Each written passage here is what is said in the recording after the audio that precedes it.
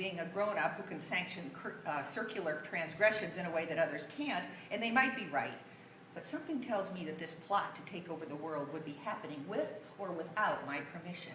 In fact, without an invitation from the boys to enter the lair, I may not even be aware that this is happening. These are boys who are otherwise mild-mannered and cooperative. They follow directions, sort of. As supervillains go, Merrick is anything but the archetype of the problem student. His descent from the curriculum is quiet and unassuming. He surveys the classroom carefully, and he seems to know just the right time to breach protocol.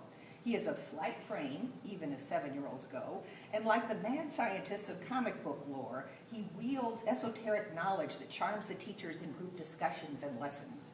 He descends from the curriculum, but he doesn't disrupt it, and there are other quiet observers who take notice of his movements and are enticed by the chance to do the same. In the secret lair, the 3 boys tussle a bit over who will get to sit inside the small space beneath the lecture podium. Of course, it is Merrick who proclaims his rightful place as leader of the group, and the other 2 boys acquiesce with little resistance. This is Merrick's game. He is a mastermind. He will be the one whose keen ability to read the room will allow others to follow, and his instructions are implicit. We need to recruit members, he tells me.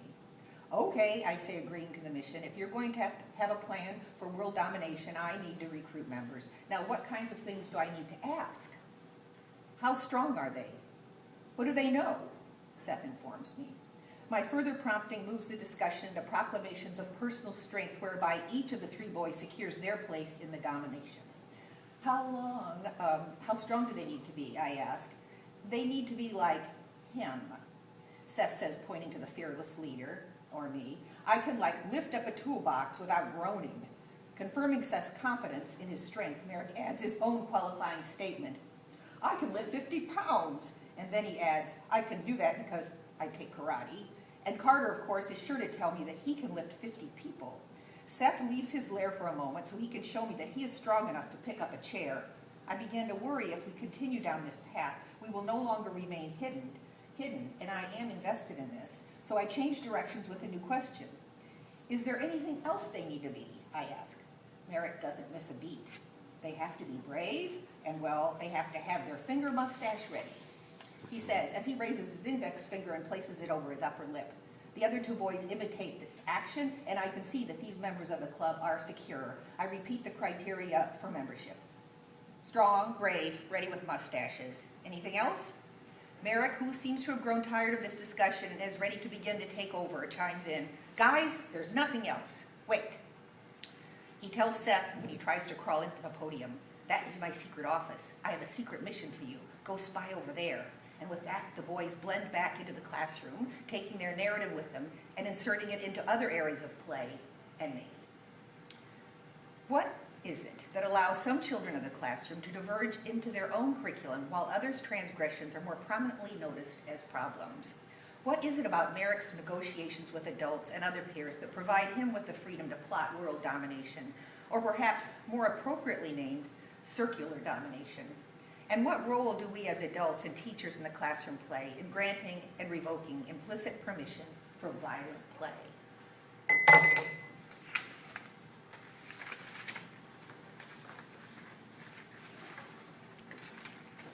Alexis and Teddy, drawing together alone at a table just to the side of the larger one where other children were working that day.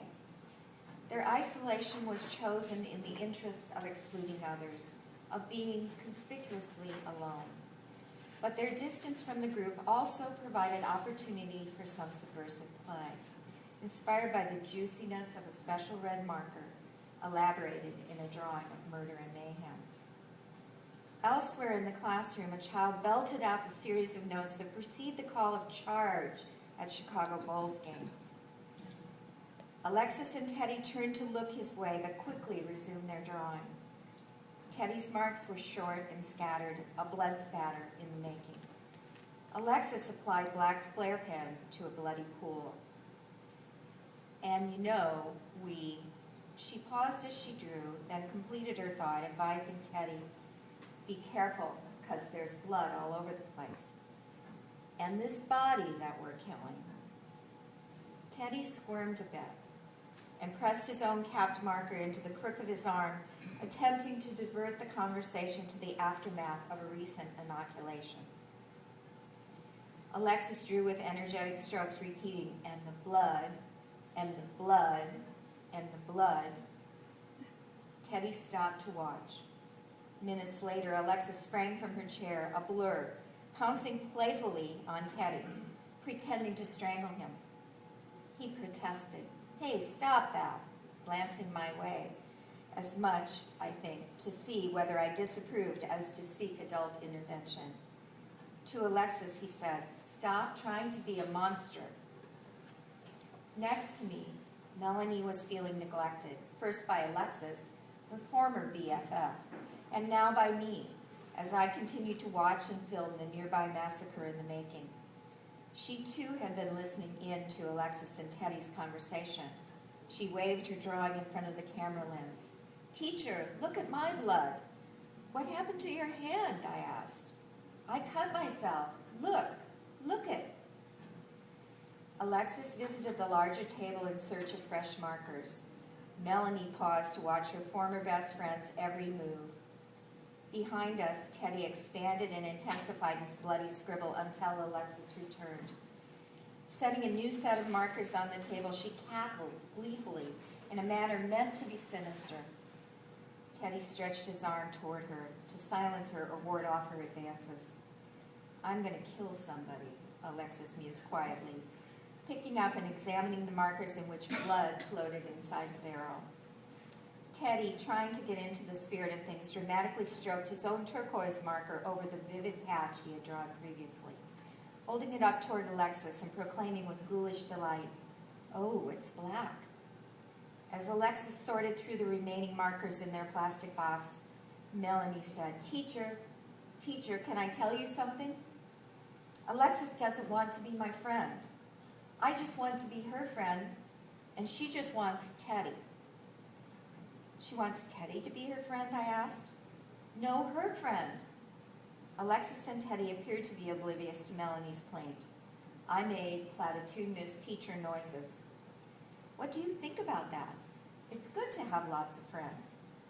Melanie continued, "When somebody else talks to her, she says, I want to be your friend, she just says no."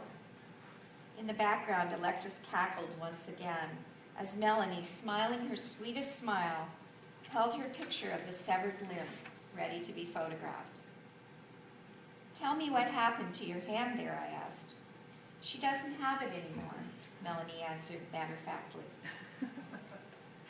Murder and jealousy are the stuff of which great art is made, but we are startled, if not shocked, to find these themes starkly present in preschool.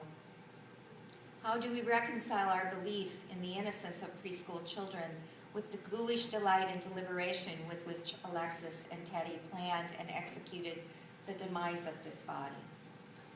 How do we interpret these exchanges when we learn that these are Latino children enrolled in a Head Start program in a major American city?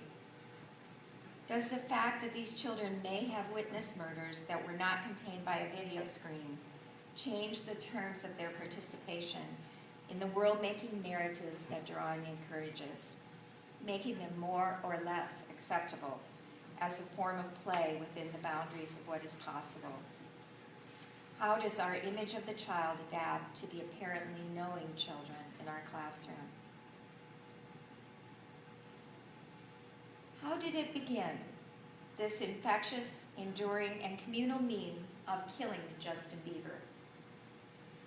For the 10 to 12-year-olds in Saturday art classes, it is a shared obsession, a weekly ritual, a competition that continues week after week in the pages of sketchbooks and the content of narratives. Chainsaws, tall buildings, alligator pits, car crashes, all have been invoked in the effort to one-up one's peers in the gory drama. It is primarily meant to be a boy thing, an occasion for male bonding.